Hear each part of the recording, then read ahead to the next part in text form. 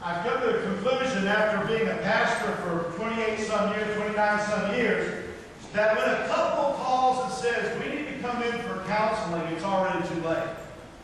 That most often when they come to my office, the one wants me to blame the other and to justify them for leaving. They've already made up their minds that their marriage is probably over with, and all they're coming to the pastor to is to affirm that the one of them's right and the other one's wrong. Very seldom do they ever want to solve the problem or deal with the issues. But I've used as an illustration many times with couples, just a simple rubber band. This morning I asked Larry, I said, Larry, grab the other end of this rubber band and go as far down this aisle as you can. He looked at me and said, no. Why? We all know what would happen if you stretch that rubber band to its extreme. You begin to feel it get real tense and tight, and there's a breaking point in there that I'm probably real close to that moment right now. If my right hand pulls, it's going to snap. If my left hand pulls, it's going to snap. Most often in our relationships with each other, whether it's a marriage relationship, whether it's a relationship between friends, whether it's a relationship between you and your neighbor, a lot of times our relationships get stretched.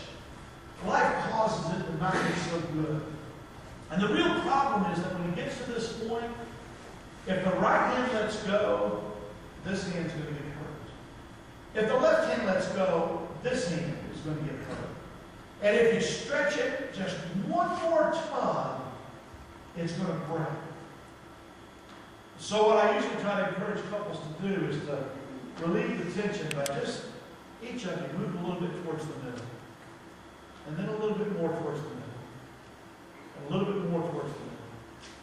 And somewhere down there, the tension is not as great. And you've got some ability to maybe move on with the relationship. This morning, I want to turn that rubber band this way. Loving God.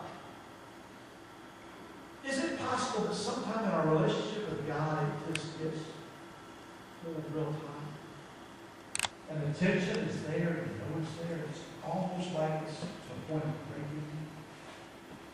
Here's my promise to you. My promise to you this morning is that on this end, that God's hand, He never lets go because it's pain in our life. He holds on for dear life right there. He holds on as hard and secure as He possibly can. And His promise is, I will never, ever, ever let go. But the problem is that we just keep pulling a little bit tighter, a little bit tighter, a little bit tighter. Our responsibility for loving God is not God making compromises and coming towards us. Our responsibility of loving God is for you and I to come into His perfect will, and we begin to relieve the tension this way. Until we're back into that loving and caring relationship. This morning, as I address the issue of loving God, and later on we're going to talk about obeying God next week. A part of our encounter with God is that we need to relieve some of the tension that we have with God.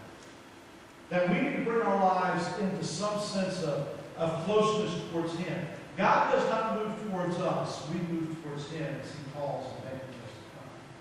He does not leave His position of perfection in order to compromise with us. But when He says to us, if you really love me, if you really love me, you have a desire for me, you come towards me. And the closer you come towards me, the more you'll find me as a loving and caring God. This morning, as we address the issue of loving God, you can apply some of these same principles to loving your spouse. You can apply some of these same principles to loving your friends. You can provide some of these same principles even to loving your neighbor. And do I dare say, even your enemy? What are you willing to do today to relieve some tension? Whether it be tension this way, or whether it be tension this way. What are you willing to do to relieve